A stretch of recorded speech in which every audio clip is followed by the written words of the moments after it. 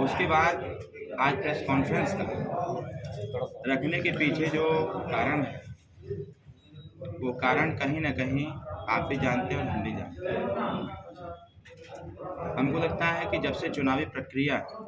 आचार संहिता लगा है, बीच में तमाम तरह के उठापटक हुए, बीच में हमारे यहाँ घटना भी घटी, जिसको लेकर के लगभग 14 दिन हम लोग क्षेत्र से बाहर थे। उस बीच में तमाम तरह के आरोप प्रत्यारोप लगाए गए जो नहीं होना चाहिए, क्योंकि चुनाव सादगी के साथ लड़ना चाहिए। आरोप प्रत्यारोप तो चलते रहते हैं, कभी कभी परिस्थितियों को भी देख करके चाहे पक्ष हो चाहे विपक्ष हो,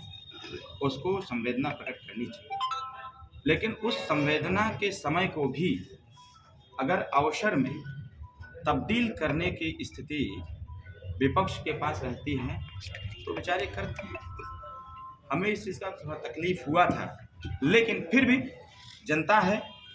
और जनता तो सत्ता परिवर्तन भी करना जानती है, सत्ता से हटाना भी जानती है, सत्ता में लाना भी जानती है। और कई दिनों से हम देख रहे हैं, हम सबके नेता माननीय ओम प्रकाश राजभर जी जो राष्ट्रीय अध्यक्ष हैं, उत्तर प्रदेश सरकार के एक मजबूत मंत्री के तौर पर भी हैं और एनडीए गठबंधन में एक मजबूत पार्टी के तौर पर भी हम लोग पूर्वांचल में दस्तक देते हैं। बार बार हर बार, क्योंकि विपक्ष के पास कोई एजेंडा नहीं है, घोसी लोकसभा के सर्वांगीण विकास के लिए कोई एजेंडा नहीं। एक नाम का हमको लगता है कि विपक्ष के लोग बार बार उस नाम की चर्चा कर रहे हैं। हम तो ये जरूर कहना चाहेंगे कि विपक्ष के जो लोग भी हैं पर उस नाम का सदुपयोग कर रहे हैं, तो सबसे पहले उनके आदर्शों पर चलने की आवश्यकता है, क्योंकि एक आदर्शवादी विचारधारा के साथ ही हम विकासवादी कार्य की जो कल्पना है, और ही सिर्फ एक कल्पना ही नहीं, उसको हम आगे मूर्त रूप में भी ला सकते हैं। आज के प्रेस कॉन्फ्रेंस में हम तो ये कहेंगे कि कल नामांकन दर्ज हुआ और चुनावी समर में हम सब लोग कूद पड़े हैं। बात होनी चाहिए इस क्षेत्रीय मुद्दे पर।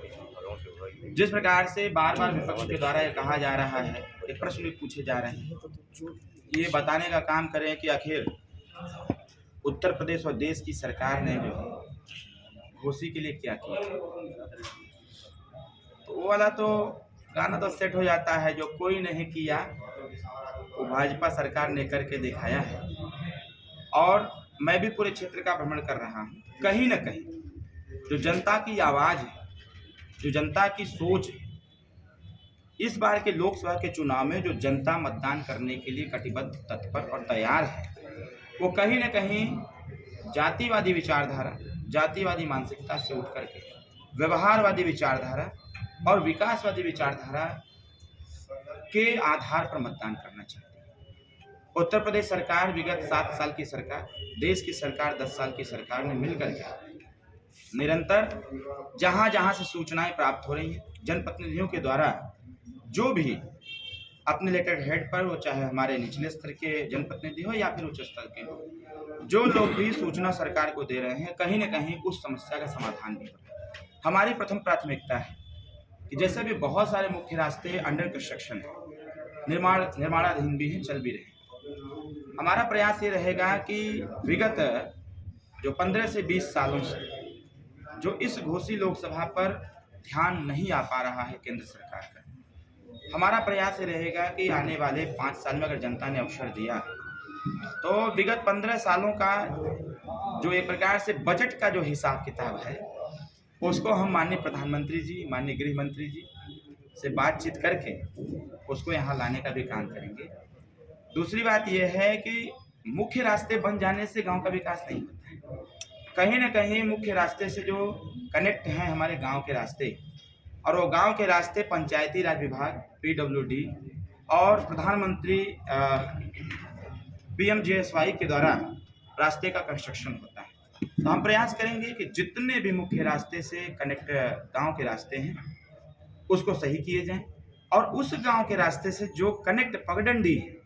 उसको भी दुरुस्त किया जाए पंचायती राज विभाग के द्वारा। हमारे माननीय मंत्री, कैबिनेट मंत्री श्री AK शर्मा जी के द्वारा अपने इस घोसी लोकसभा के जितने नगर हैं उसमें कहीं न कहीं विकास कार्य किए जा रहे हैं और वो दिख भी रहा है। पहले तो कुछ दिखता नहीं था, लेकिन भारतीय जनता पार्टी की सरकार में दिख भी रहा है। हम लोग भी प्रयासरत हैं कि जिस प्रकार से गाँव में अभी विगत दिनों तमाम तरह की ऐसी घटनाएं आप सबके भी संज्ञान में आई, हमारे भी संज्ञान में आई कि जब 24 घंटे बिजली का संकल्प हमारी सरकार ने लिया हुआ है, उसको 17 घंटा, 18 घंटा, 20 घंटा, 21 घंटा तक ले जाते स्थिति थोड़ी सी ऐसी बन जा रही थी कि जो जर्जर तार है, जहां नहीं बदले गए हैं, ऐसे तार कहीं ना कहीं विद्युत प्रवाह लगातार होने के नाते हीट होकर के वो टूट के गिर जा रहे हैं और उससे तमाम तरह की आगजनी भी हो रही है, तमाम तरह के एक्सीडेंट भी हो रहे हैं। तो हम सबका प्रयास दूसरा रहेगा, जैसा कि माननीय A.K. शर्मा जी के द्वारा बार बार इस चीज़ की घोषणा भी की जा रही है, तो हम भी सहयोग करेंगे आने वाले समयों में पूरे घोसी लोकसभा के ग्रामीण क्षेत्रों से या फिर शहरी क्षेत्रों जो भी तार जर्जर हो गए हैं उसको दुरुस्त करके 24 घंटे बिजली का जो संकल्प है, चुनाव के बाद 6 महीने में हम लोगों का लक्ष्य है कि 6 महीने के अंदर अंदर 24 घंटे बिजली का संकल्प पूरा किया जाए। तीसरी बात है, मैं क्षेत्र में भ्रमण कर रहा हूँ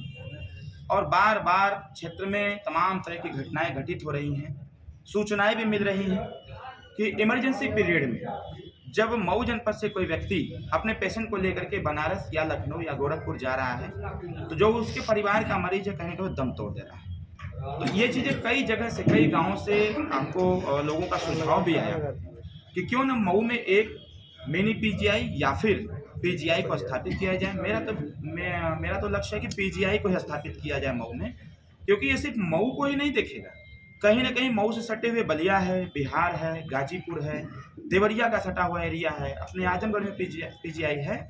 इधर हम बिहार के भी कुछ जनपदों को हम टारगेट में रखे हुए हैं कि जो इस रास्ते से होकर के लखनऊ जाते हैं और मऊ आते आते उनका मरीज दम तोड़ देता है, बलिया के लोग चलते हैं तभी मरीज दम तोड़ देता है। तो हमारा प्रयास रहेगा कि यहाँ पर पीजीआई को स्थापित किया जाए, जिससे स्वास्थ्य संबंधी जो सेवाएं हैं उसको सुदृढ़ किया जाए। चौथी चीज़ हमारी जो प्लान में है, लगभग 2.5 साल से हम लोग पत्राचार के माध्यम से माननीय प्रधानमंत्री जी से, क्योंकि हमारे पार्टी के एजेंडे में है कि समान शिक्षा का इस प्रदेश और देश में लागू है, तो उसी के अनुसार हम लोगों ने लगातार पत्राचार के माध्यम से और कईयों बार माननीय ओम प्रकाश राजभर जी के द्वारा माननीय मुख्यमंत्री योगी आदित्यनाथ जी से इस चीज़ की मांग भी कि अमीर और गरीब के बेटे जो शिक्षा में दोहरी व्यवस्था है उसको एक रूपता देने की आवश्यकता है। माननीय प्रधानमंत्री जी से जब हमारी मुलाकात हुई, माननीय गृहमंत्री जी से, तो आग्रह मैंने किया, बाकायदे पत्राचार हुआ और पत्राचार के बाद माननीय मुख्यमंत्री जी, माननीय प्रधानमंत्री जी ने सहमति देते हुए जो 18वें मंडल पर अटल आवासीय विद्यालय का निर्माण कराने का जो श्रम विभाग के माध्यम से हो रहा है, कहीं ना कहीं हमारा प्रयास रहेगा कि हमारे मऊ जनपद में अटल आवासीय विद्यालय का निर्माण हो और उसको हम यहाँ लाएंगे ताकि इस क्षेत्र के जो मजदूर गरीब तबके के बच्चे हैं उनको निःशुल्क तौर पर कक्षा 5 से लेकर के 12 तक की शिक्षा, उनको अच्छी शिक्षा गुणवत्ता के साथ उनको प्रदान हो सके। और ऐसे जो गरीब बच्चे पैसे के अभाव में या फिर मैं यूँ कहूँ महंगाई के अभाव में नहीं पढ़ पा रहे हैं, ऐसे बच्चों को हमारी सरकार भारतीय जनता पार्टी एनडीए सरकार निःशुल्क शिक्षा दे करके उनको हॉस्टल की सुविधा भी देगी, जैसा कि अन्य जगहों पर चल रहा है, वो व्यवस्था हम यहाँ कराने का काम करें। 5वीं चीज़ है, 2018 में हम सब लोग सरकार में थे और हम सब लोगों ने समाज कल्याण विभाग से एक मांग किया था, जैसा कि पूर्व की सरकार उत्तर प्रदेश की बहन मायावती जी की थी। बहन मायावती जी ने बनारस के लालपुर में एक व्यवस्था लागू किया है कि वहाँ पर लगभग 300 से 500 बच्चों को पढ़ने के लिए IAS PCS कोचिंग सेंटर खोले। हम लोगों का प्रयास था कि पूरे उत्तर प्रदेश के हर जनपद में इसको खोला जाए, अगर जनपद में नहीं तो मंडलवार कम से कम खोल दिया जाए, लेकिन हमारा प्रयास सिर्फ 8 मंडलों में हो पाया है, अभी 10 मंडलों में करना बाकी है। हम लोग प्रयासरत ये हैं कि समाज कल्याण विभाग के माध्यम से, वो चाहे दलित का बेटा हो, चाहे पिछड़े का हो, या फिर सामान्य वर्ग का व्यक्ति हो, या फिर अल्पसंख्यक समुदाय का हो, सभी लोगों के लिए उत्तर प्रदेश और देश की सरकार के द्वारा हम हर जनपद में कोचिंग सेंटर खुलवाएंगे, जिसमें कि इस क्षेत्र के बच्चे जो इलाहाबाद जाते हैं, दिल्ली जाते हैं, बेंगलोर जाकर के तैयारी करते हैं, लखनऊ जाकर तैयारी करते हैं, ऐसे बच्चे सरकारी खर्चे पर IAS PCS या फिर UPSC के लिए लोग यहाँ पर कोचिंग लें और लगातार कोचिंग करके उनको शिक्षा की व्यवस्था अच्छी की जाएगी, कोचिंग की व्यवस्था अच्छी की जाएगी, जिससे कि यहाँ के बच्चे खुद पे खुद तैयारी करके और अच्छे डायरेक्शन में वो कंपटीशन में बैठें और हमारे जिले का नाम रोशन करें। इन सारे मुद्दों को लेकर के हम लोग, अब यहाँ जैसे एक मुद्दा आता है महिला सुरक्षा, जैसे न्याय संगत कार्यों की हम भी लगातार यहाँ वॉच कर रहे हैं, और जिस प्रकार से हमारी यहाँ की प्रशासन निरंतर जनता के प्रति जवाबदेही दे रही है, जनता की जो समस्याएं हैं इमीडिएट विद इन 1 डेज उस समस्या का समाधान भी करने का प्रयास कर रही है। वो कोई भी डिपार्टमेंट हो, अगर डिपार्टमेंटल सूचना मिल रही है तो हमारे प्रशासनिक अधिकारी और कर्मचारी पूरी तन्मयता के साथ, जैसा कि डायरेक्शन भी है, पहले से डायरेक्शन है, जीरो टॉलरेंस की नीति, तमाम तरह के कार्य हैं, इन सारी चीज़ों को लेकर के हमारे यहाँ के शासन और प्रशासन जनता के प्रति जवाबदेही भी दे रही है। हमारा एक आग्रह भी रहेगा कि जिस प्रकार से हम लोग लगभग 7 साल में लगातार लगभग 18.5 करोड़ रुपया दे करके जो गरीब हैं, असहाय हैं, अपने परिवार का या खुद का इलाज नहीं करा पाते हैं, ऐसे लोगों के लिए हम लोगों ने भी जब हम लोगों को जानकारी हुई तो उत्तर प्रदेश सरकार के विवेकाधीन कोष से एज एक जनप्रतिनिधि के तौर पर हमारे नेता माननीय ओम प्रकाश राजभर जी ने बहुत सारे लोगों का इलाज कराया, और सिर्फ इलाज ही नहीं कराया, अपनी व्यवस्था दे करके भी, अगर सरकारी धन से संपूर्ण इलाज नहीं हो पाया तो अपनी व्यवस्था दे करके हम लोगों ने उस गरीब का इलाज भी करवाया, और इलाज के साथ साथ अगर उसको लखनऊ एडमिट कराया हूँ, बाकायदे साधन संसाधन दे करके उसको घर तक छोड़ने का भी बंदोबस्त हम लोगों ने बनाया। इसके साथ साथ अभी हमारी सरकार ने जिस प्रकार से आयुष्मान कार्ड की बात कही है, 70 साल की अवस्था पूरा किए हुए व्यक्ति को आयुष्मान कार्ड दिया जाएगा और उनको 5 लाख रुपए तक का इलाज निःशुल्क दिया जाएगा। तमाम तरह की जो आयुष्मान कार्ड अभी पिछले दफे से बनना चालू हुआ, और एक जो छोटी सी विसंगति इसमें है जिसको हम लोगों ने माननीय मुख्यमंत्री जी को भी अवगत करा रखा है कि जिस प्रकार से 6 परिवार पर ही आयुष्मान कार्ड बनने का जो प्रावधान है, कहीं न कहीं अधिकारियों का प्लान रहा है, लेकिन इस पे हम लोगों ने माननीय मुख्यमंत्री जी से भी बातचीत किया है, और सेंट्रल गवर्नमेंट में भी हम लोगों ने इसकी चर्चा किया है, गृह मंत्री जी से भी, माननीय राष्ट्रपति से चर्चा किया हुआ है। चुनाव के बाद स्थिति ये हम लाएंगे कि जिस प्रकार से परिवार कल्याण भारत सरकार के द्वारा और परिवार नियोजन विभाग भारत सरकार के द्वारा एक योजना चलाई जाती है, छोटा परिवार सुखी परिवार, हर स्वास्थ्य केंद्र पर दीवारों पर लिखा गया है हम दो हमारे दो। तो जब सरकार का संकल्प है हम दो हमारे दो, तो फिर आयुष्मान कार्ड कहीं न कहीं जो 6 यूनिट का बाधक है ये ब्रेक होना चाहिए, और ब्रेक किया भी जाएगा। और जो भी व्यक्ति परिवार में है, वो चाहे 1 हो, 2 हो, 3 हो, 4 हो, 10 हो, सभी लोगों का आयुष्मान कार्ड बने, जिससे कि उनको सरकारी सुविधाओं का लाभ हो, स्वास्थ्य संबंधित सेवाएं उनको सुदृढ़ तरीके से प्राप्त हो, और प्राप्त हो जब उनको होगा तभी वो अपना इलाज भी करा पाएंगे और अच्छी प्रकार से फिटनेस भी ठीक ठाक कर पाएंगे। इसके साथ साथ जो हमारे युवा साथी बार बार विपक्ष आरोप लगा रहा है बेरोजगारी का। स्वाभाविक तौर पर शिक्षा का स्तर बढ़ रहा है, शिक्षा के लिए जिस प्रकार से हमारी सरकार बच्चियों की शिक्षा के लिए कक्षा 1 से लेकर MA तक की व्यवस्था बना रखी है। अभी हमारी सरकार ने, केंद्र सरकार ने 33% आरक्षण की बात जो महिलाओं के लिए किया है, मेरा मानना ये है कि 33% आरक्षण को अभी आगे लागू करके उसको और इजाफा किया जाएगा, जिससे अगर देश की संचालन में, इस देश की संस्कृति और सभ्यता के निस्तारण में अगर महिलाओं का 50% भागीदारी और योगदान है परिवार कल्याण में और समाज के कल्याण में, और परिवार के संस्कार में, परिवार के काम में अगर महिलाओं का योगदान बराबर है, तो हम लोग आने वाले समयों में जनता आशीर्वाद देती है, सदन में अरविंद राजभर जाते हैं तो 50% आरक्षण की चर्चा हम करेंगे। वो हर क्षेत्र में होगा, चाहे नौकरी का क्षेत्र हो, क्योंकि तमाम बच्चियां अभी पढ़ लिख रही हैं, उनको पढ़ लिख करके सिर्फ और सिर्फ शादी विवाह में इन्वॉल्व कर दिया जा रहा है, बच्चियों को नौकरी तक नहीं मिल पा रही, रोजगार नहीं मिल पा रहा है। हमारा प्रयास ये होगा कि हम सदन में जाकर के सुनिश्चित हो 50% की। जो हमारे युवा साथी, अभी पूर्वांचल एक्सप्रेसवे आया हुआ है, पूर्वांचल एक्सप्रेसवे को लेकर के तनातनी हुई है, समाजवादी कहती है हमारा प्रपोजल था और भारतीय जनता पार्टी ने उस प्रपोजल को आगे किया। मेरा मानना यह है कि कोई भी सरकार हो, जब भी कोई आधारशिला रखती है, सरकार फिर आवे या ना आवे, लेकिन नेक्स्ट सरकार जो आती है वो उसको मूर्त रूप में लेते हुए, कार्य रूप प्रदान करते हुए उस कार्य को कराने का भी काम करती है। पूर्वांचल एक्सप्रेसवे के अगल बगल में तमाम ऐसी जमीन एक्वायर किए जा रहे हैं। जब मैं विभाग का मिनिस्टर था उत्तर प्रदेश में 2018 में, लघु उद्योग विभाग मेरे पास था,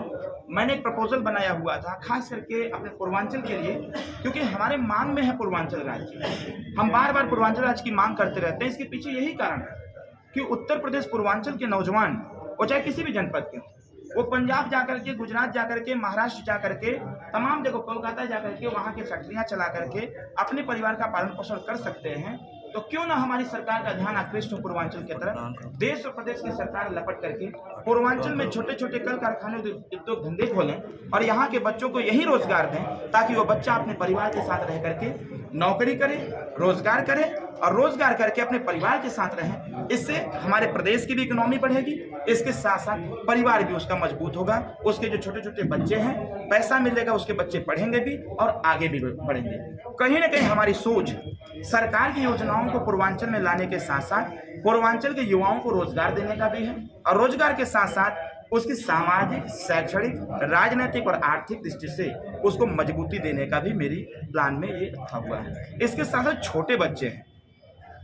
जो नौनिहाल बच्चे हैं, छोटे छोटे जो गांव में रह रहे हैं, सरकारी विद्यालय का कायाकल्प करने की आवश्यकता है। अभी मैं आ रहा था, आते समय मैंने देखा कि जिस प्रकार से समाजवादी पार्टी की सरकार ने मिड डे मील की व्यवस्था चालू किया था, हमको तो लगता है कि ऐसी व्यवस्था को बंद कर देना चाहिए। अभी मैं आते समय देखा कि एक सरकारी विद्यालय में जिस प्रकार से बच्चे थाली लेकर के एक सरकारी मशीन पर ही उस थाली को मिट्टी लगा करके उसको धोने का काम कर रहे हैं। कहीं ना कहीं ये युग विज्ञान और प्रौद्योगिकी का है, कहीं ना कहीं ये समय विज्ञान, प्रौद्योगिकी, साइंस और टेक्नोलॉजी का है। तो उस सरकारी विद्यालय में मिड डे मील की व्यवस्था को थोड़ा सा सही करने की आवश्यकता है, मैन पावर को बढ़ाने की आवश्यकता है और सरकारी विद्यालय का कायाकल्प करते हुए वहाँ पर कंप्यूटर एजुकेशन सेंटर बनाने की आवश्यकता है कि जिससे छोटे छोटे बच्चे उससे अट्रैक्ट हों और कंप्यूटर का ज्ञान लें। क्योंकि जब तक देश की शिक्षा प्रणाली में, प्रदेश की शिक्षा प्रणाली में तकनीकी शिक्षा नहीं आएगी, तब तक शिक्षा का स्तर बढ़ने वाला नहीं है। मुझे याद है जब हम समाजवादी गठबंधन में थे तो माननीय अखिलेश यादव जी हमसे एक बात कह करके बहुत मगन हो रहे, बहुत खुश हो रहे थे। उन्होंने हमसे कहा कि मैंने